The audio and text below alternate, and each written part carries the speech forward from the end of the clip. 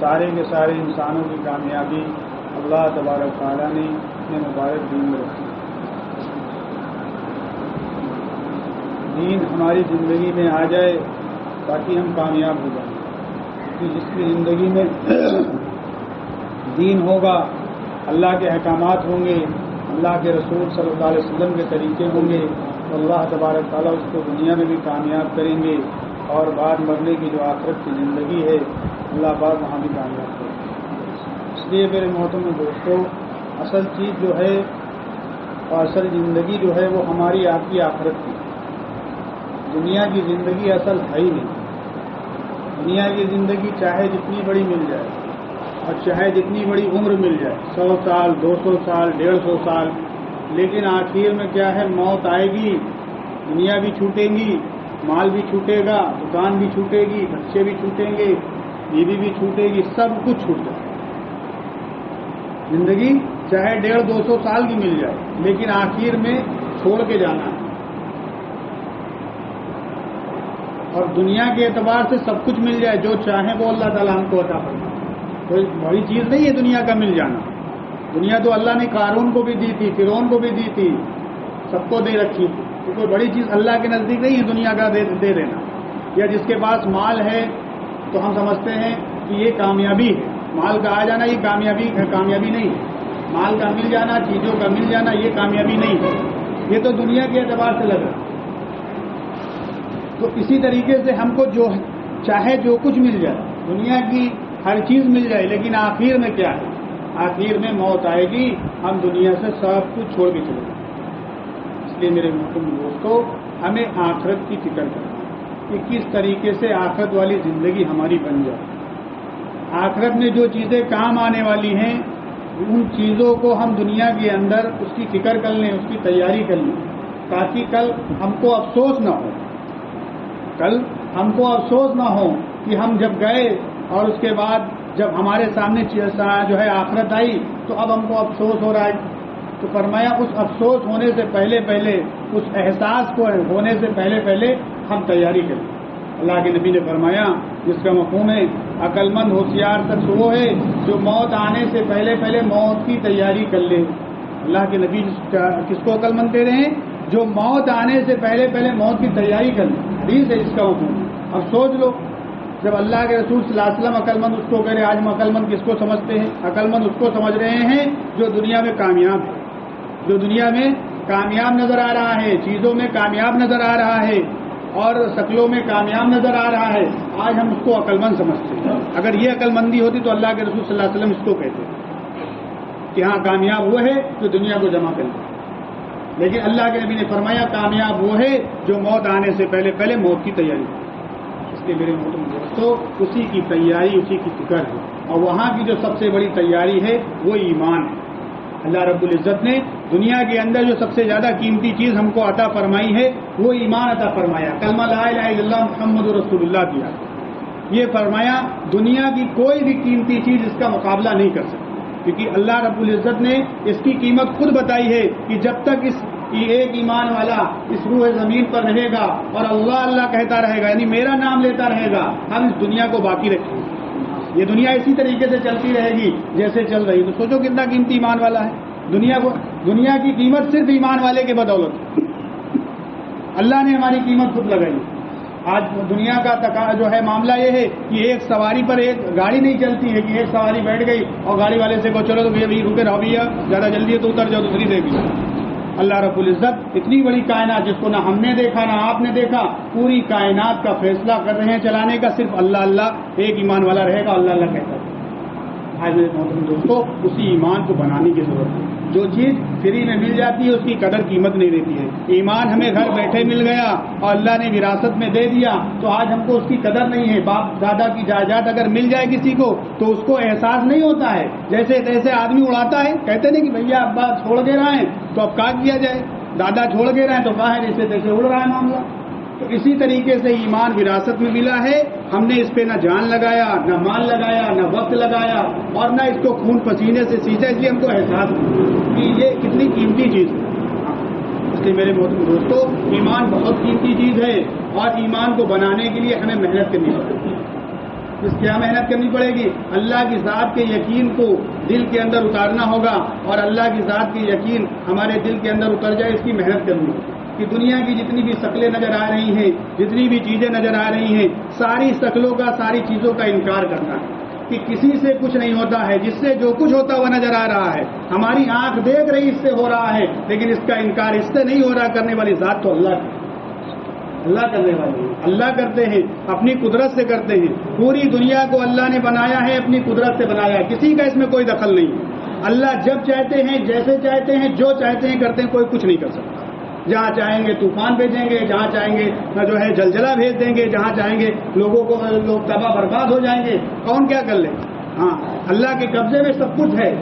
جہاں اللہ عذاب بھیجتے ہیں، جہاں اللہ اپنے حکم کو جو ہے بھیجتے ہیں، وہاں ساری دنیا کی عقلیں فیل ہو جاتی ہیں، نہ پرشاسن کام کرتا ہے، نہ ان کی سہولتیں کام کرتی ہیں، سب فیل۔ ابھی اتراکھنڈ میں اور ابھی ادھر جو ہے جو حادثے ہوئے ہیں، جو اللہ کی طرف سے عذابات ہیں، آپ خود دیکھ لو، کچھ نہیں، سب فیل ہو گیا۔ جتنی زندگی جانی تھی چلی گئی، کوئی نہیں بچا پایا، ہاں چلا گیا سب۔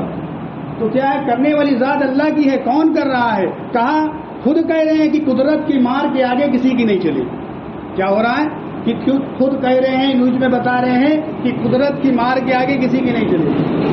اس لیے میرے محترم دوستو، یہ ہم اپنی آنکھوں سے دیکھ رہے ہیں کہ کون کر رہا ہے یہ سارے چیزیں جو ہر سال ہمارے سامنے آ رہی ہیں اور ہر وقت ہمارے سامنے آ رہی ہیں، یہ کون کر رہا ہے؟ کون اس کے پیچھے کرنے والا ہے؟ اور میں اللہ کی ذات، اللہ نے آسمان بنایا، زمین بنائی، ستارے بنائے، چاند بنائے، سورج بنائے، اور سب اپنے قبضے میں لیے۔ ہر چیز اللہ جو ہے اپنے قبضے میں لیے۔ کوئی بھی بغیر اللہ کے حکم سے نہ نفع پہنچا سکتا نہ نقصان پہنچا۔ ہم کو ظاہر کے اعتبار سے لگ رہا ہے بارش اللہ آسمان سے نہیں، بارش آسمان سے نہیں ہوتی، بارش اللہ کے حکم سے ہوتی ہے۔ ہاں، آسمان سے بارش ہوتی، پوری دنیا میں آسمان بچھا پڑا ہے اور پوری دنیا میں ایک وقت میں بارش ہونی چاہیے، لیکن نہیں ہوتی ہے۔ بارش وہیں ہوتی جہاں اللہ کا حکم ہوتا ہے۔ ہاں، کبھی مان لو یہاں کرسی میں ہو رہی، ٹکٹ گنج میں نہ ہو، ٹکٹ گنج میں ہو رہی ہے، دیوا میں نہ ہو، آسمان تو سب طرف ہے۔ تو فرمایا آسمان تو اللہ نے بچھا رکھا ہے، لیکن حکم اللہ کا چلتا ہے۔ دھوپ یہاں نکلی ہے اور بارہ بنکی میں دھوپ نہ نکلی، یہ ہوا ہے۔ کانپور جا رہے تھے، کانپور میں خوب تگڑی دھوپ نکلی، بارہ بنکی میں خوب تگڑی بارش ہو رہی۔ تو چاند، سورج، جتنی بھی کائنات کے جتنے نقشے ہیں، سارے کے سارے نقشے، ساری کی ساری چیزیں اللہ کی محتاج ہیں، اس کا یقین لانا۔ اسی کی محنت ہو رہی کہ یہ یقین کیسے آئے۔ صحابہ اکرام رضی اللہ تعالیٰ عنہ اجمعین نے اللہ کے رسول صلی اللہ علیہ وسلم کی صحبت میں رہ کے 13 سال ایمان سیکھا ہے۔ 13 سال ایمان کی محنت کا مبحث ہوئی ہے، 13 سال 11 سال، تب جا کے ایمان بنا ہے۔ ویسا ایمان بنا ہے جیسا اللہ چاہتے تھے، ویسے اعمال بنے جیسے اللہ چاہتے تھے۔ اسی لیے کہا کہ میرے صحابہ مثل ستاروں کی طرح، ان میں سے کسی ایک کی اتباع کوئی کر لے گا، کامیاب ہو جائے۔ تو میرے محترم دوستوں، ہم کہاں دھوکے میں پڑے ہوئے؟ دنیا تو دھوکے کا گھر ہے، یہ تو دھوکہ ہے، جدھر آنکھ بند ہو گئی دھوکہ سامنے آ جائے گا، چاہے جو کچھ ہمارے پاس ہو، ساری چیزیں جو ہے ختم اور آخرت شروع۔ اس لیے میرے بھائی، اس کی تیاری، اس کی محنت کرنا ہے، اللہ کی ذات کے یقین کو دل کے اندر اتارنا ہے کہ کرنے والی ذات تو اللہ کی ہے، پالنے والی ذات تو اللہ کی ہے، کھلانے والی ذات تو اللہ کی ہے، روزی دینے والی ذات تو اللہ کی ہے۔ ہم سمجھ رہے ہیں ظاہر کے اعتبار سے لگ رہا ہے ہم محنت کر رہے ہیں، ہم کما رہے ہیں، ہمارے ذریعے سے، ارے اللہ دینے والا، کس کی قسمت سے، کس کے مقدر سے ہمارا معاملہ چل رہا ہے ہم نہیں جانتے، اللہ ہی جانتا ہے۔ کرنے والی ذات اللہ کی ہے، دکان سے، محنت سے کچھ نہیں۔ کہا محنت سے روزی کا تعلق نہیں ہے، روزی کا تعلق مقدر سے ہے۔ اگر محنت سے ہوتا تو رکشے والے، سگڑ والے، ٹھیلیا والے کتنی محنت کرتے ہیں، ان سے زیادہ کوئی محنت کرتا ہے۔ مزدور طبقہ کتنی محنت کرتا ہے، ان کو مالدار ہونا چاہیے، ان کو روزیاں اللہ تعالیٰ زیادہ دیتے، پھر تو کیا اللہ جو ہے ناانصافی ان کے ساتھ کر رہا ہے؟ نہیں، اللہ تعالیٰ کا یہ ضابطہ نہیں ہے، بلکہ اللہ نے جو ہے دین کو محنت کے ساتھ جوڑا ہے، دنیا کو مقدر کے ساتھ۔ آج میرے محترم دوستو، جس چیز کو اللہ نے مقدر کے لیے رکھا ہے اس پہ ہم بڑی محنت کر رہے ہیں، اور جو چیز محنت کی ہے اس کی کوئی محنت جو ہے ہم محنت نہیں کر رہے۔ مقدر کی چیز جس کو اللہ نے رکھا ہے اس میں ہم اتنی محنت کر رہے ہیں کہ اتنی کر رہے ہیں جس کی حد امتیاز ہے دنیا۔ حالانکہ دنیا جب تک جتنی اللہ نے لکھی اتنی ہی ملے گی۔ فرمایا بچہ دنیا میں آنے سے پہلے اس کی ساری چیزیں اللہ تعالیٰ لکھ دیتے ہیں۔ جیسے ماں کے پیٹ میں جو ہے بنیاد، ماں کے پیٹ جو ہے پیٹ میں پڑتی ہے بچے کی، اللہ تعالیٰ فرشتے کو مقرر کر دیتے ہیں۔ فرشتہ بچے کی تمام بننے کی شکلیں اللہ کو بتاتا رہتا ہے. اللہ عالم الغیب ہے, سب کچھ جانتا ہے, لیکن اس کے باوجود فرشتہ بتاتا ہے اب یہ ہے, اب یہ نطفہ ہے, اب یہ گوشت کا لتڑا ہے. اب جب بچہ تیار ہو گیا تو اللہ سے فرشتہ پوچھتا ہے کہ اے اللہ, اے باری تعالیٰ کیا لکھوں, لڑکا لکھوں کہ لڑکی لکھوں؟ اس کا فیصلہ اللہ ہی کرتا ہے. لڑکا لکھوں کہ لڑکی لکھوں, نیک ہوگا, روزی کیا ہوگی, عمر کتنی ہوگی, نیک لکھوں کہ بدبخت لکھوں؟ سب کچھ اللہ تعالیٰ جو ہے فرشتہ پوچھتا ہے اور اللہ تعالیٰ اس کو جو کچھ بتاتے ہیں وہ لکھ دیتا ہے. تو دنیا میں آنے سے پہلے سارا رجسٹر ہمارا بھرا ہوا کہ کتنا کھائیں گے, کتنا کمائیں گے, اور کتنی روزی ملے گی, گاڑی ملے گی, گھوڑا ملے گا, کیا ملے گا, سب کچھ ہمارا لکھا جا چکا ہے. پھر بھی ہم سمجھ نہیں رہے اس بات کو, پھر بھی ہم اتنا آگے نکلنے کی کوشش کر رہے ہیں کہ مقدر سے آگے نکلنا چاہتے ہیں. کوئی نہیں نکل سکتا. جتنا اللہ نے مقدر میں روزی لکھ دی اتنی ہی ملے گی. حدیث ہے جس کا مفہوم ہے اس وقت تک آدمی کی موت نہیں آ سکتی جب تک کہ اپنا رزق کھا نہ لے. ہاں, اس لیے زندگی اور موت کے مالک تو اللہ ہے. زندگی دینے والے, موت دینے والے, عزت دینے والے, ذلت دینے والے, خالق و مالک اللہ ہے. اسی چیز کے یقین, اسی کی محنت. یہ یقین کیسے آ جائے, سبب سے یقین کیسے ہٹ جائے, شکل سے یقین کیسے ہٹ جائے, اور اللہ کی ذات پر یقین کیسے.